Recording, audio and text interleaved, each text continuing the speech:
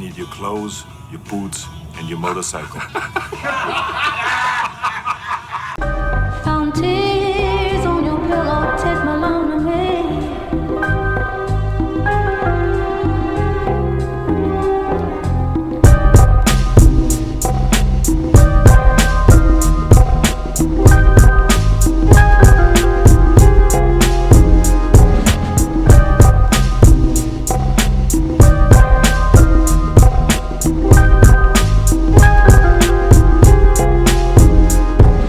Hey, what's up, y'all? It's your man Technish, aka Gene from Cappsoffgaming, coming to you live, well recorded. And we are here to talk about, I think, one of the best games that I've seen to come out in a very long time. Terminator 2D No Fate. Now, you know, the delays were rough, but we finally got the game.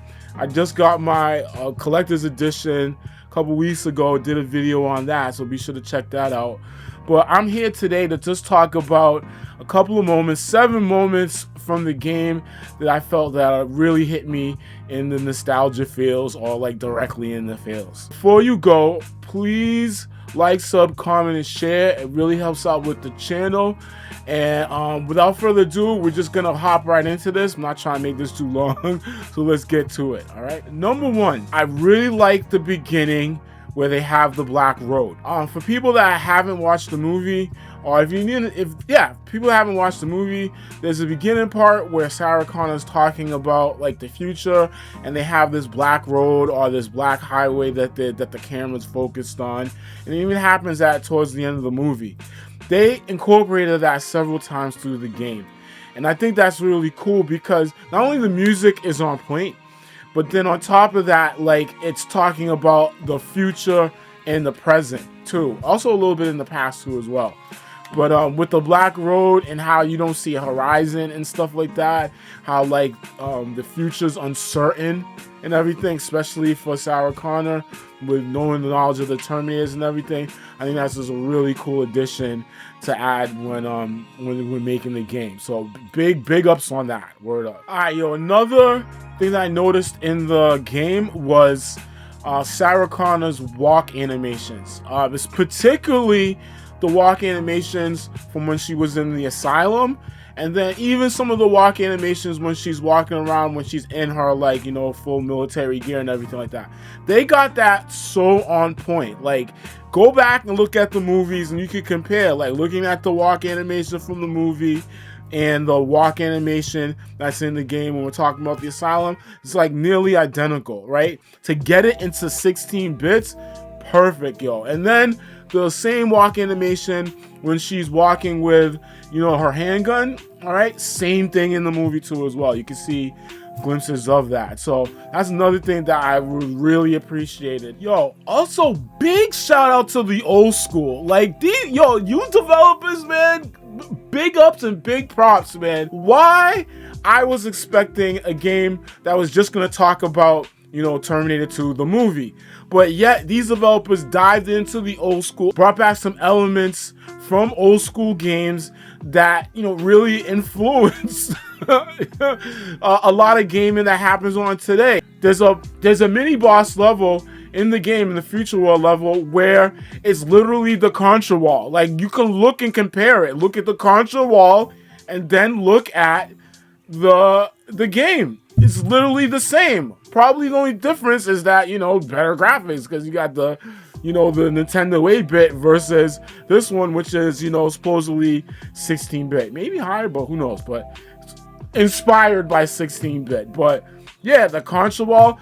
There's another boss that's in the game, or a mini boss that's in the game. That's from the Terminator Sega CD game, where they had a future level on that, and the Hunter Killer is in. Well, is it the Hunter Killer? I think the game they call it the Hunter Killer, but I don't think it's called Hunter Killer. But you can see it in the background when you're approaching the base. But then after that, like, you get, you know, the one-on-one mini beef with it, and that's just dope to bring that old school kind of boss back from like an old obscure game that costs too much, but, you know, have the new generation feel it. Like, yo, big ups and big props. Big shout out to the old school. Word up. The Corral Bar. All right. I never knew the name of the bar I never knew it. Like, I was just concentrated on Arnold, like the Terminator, what he was gonna do. That level didn't disappoint. I think one of the cooler things to see in the level, at the beginning of the level, you see the waitress with the menu. They show her dropping it in the game, but I don't think she did during the movie. Like, but in the movie, that's what the first thing he encounters. He encounters a lady with the menu. She kind of looks at him and goes like, everything like that, yo. And then there was a girl at a jukebox trying to get it work, and in the game, if you meet that lady at the that woman at the jukebox, if you hit the jukebox, you actually get a secret that comes out, either an extra continue if you're playing on the harder levels, or like a secret or something like that. They are playing the song like Bad to the Bone.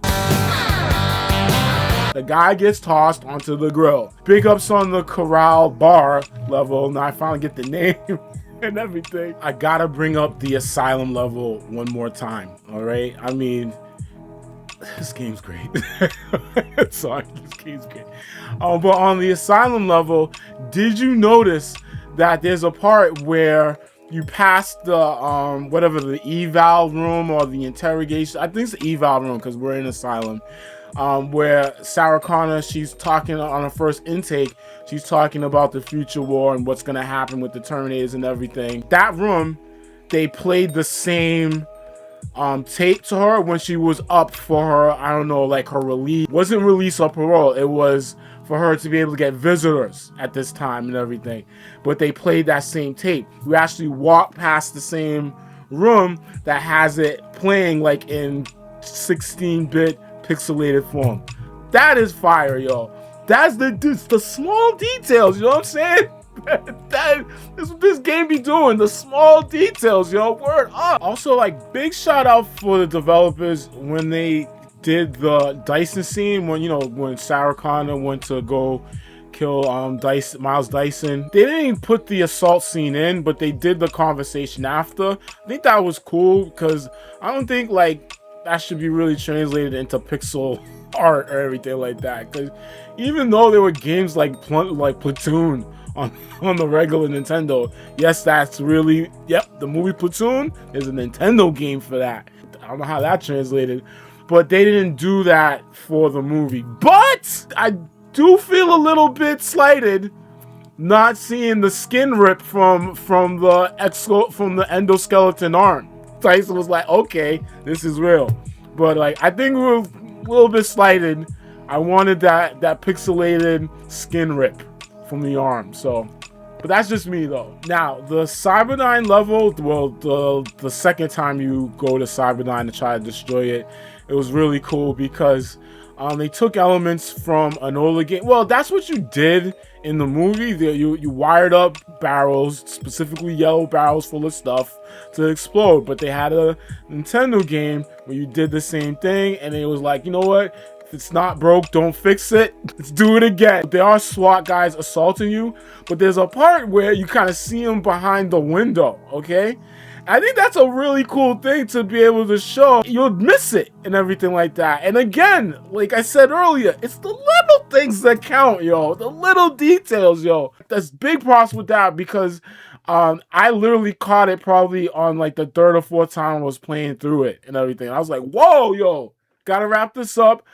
There's a bunch of other things that, you know, that are familiar. There are like the highway chase, and then like the fight inside of the ironworks and everything. Like, they just did a really good job. I'm really highlighting and depicting some of the more iconic scenes in that movie. So I say for anyone that is a Terminator 2 movie like fanatic, or just a fanatic of the series and everything, or the franchise of Terminator, like, you should get this game.